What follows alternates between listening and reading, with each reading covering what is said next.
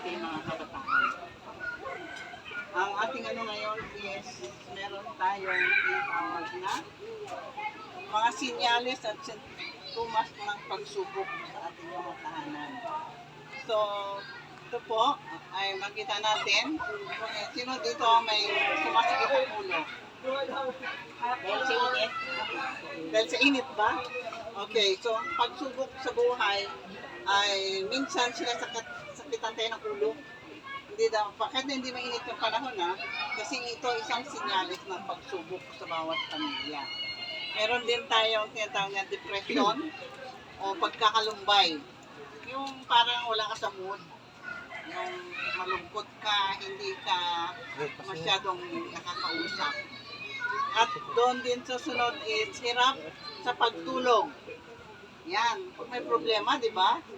Talaga nakakatulog. Pag masaya. Kasi ko problema Pag masaya din, hindi ka makatulog. Naranasan natin. Pag masaya, malungkot, excited.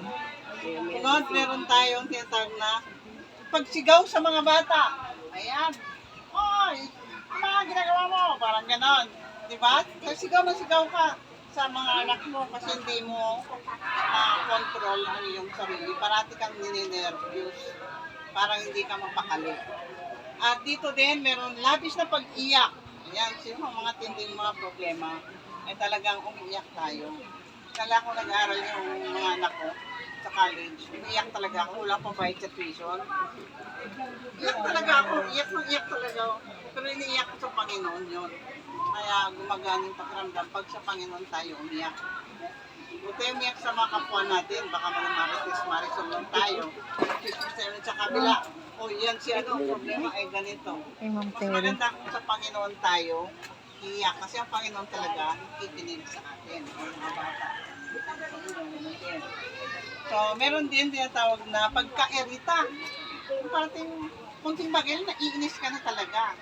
Kasi ang mindset mo ay hindi ka nakapokus sa mga bagay na pang-araw-araw na gawain. Kundi yung kung ano yung nararamdaman mo, yun ang iyong iisip. Pananakit ng tiyan. Kung may problema tayo, madali tayo magkaroon ng ulcer. Kaya di mo sa halip na kain problema, kaya nagkakaroon ng hindi natutunawan kapag tayo ay nag-iisip ng mga problema. Pagkagalit. Yung parati kang galit. Di ba? Mga bata, pag parati galit yung mga mami nyo, nanay nyo, ay ibig sabihin may problema yun. Kaya huwag mo nang palalain ng problema pag pasaway pa kayo. So dito naman, mayroong katangian yung ating mga anak. So, dito yung sa mga magulang. Sa mga bata naman, hikayatin ang mga sagot na kagakit sa magulang. Diba? Mas maganda ko yung mga bata ay ano sila sa magulang nila. They're thoughtful. Diba? Ano ito matulungin sa bahay? Magawa ba kayo sa bahay? Yan. Magalang. Sabi kang po at po, pag tinatawag, hindi sasagot, wait lang, wait. Wait lang sasagot niya, kasi upo.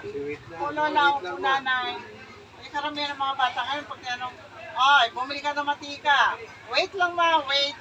Wait. Mamaya na, isang oras ka na nagwe-wait. Wala mo rin yan. Yung mga bata na marespeto, yan, kasama pa yung kanina sa sinabi natin na magalang. Ibig sabihin, pag may sukli sa tindahan ng pinabili ni nanay, ibabalik yung sukli. O iba naman ay hindi na binabalik, binubulsa na nila. Tapos pag hinahanap ng mga nanay, kasi na sukli. Ay, hindi ko man hindi. O, di ba? Wala na.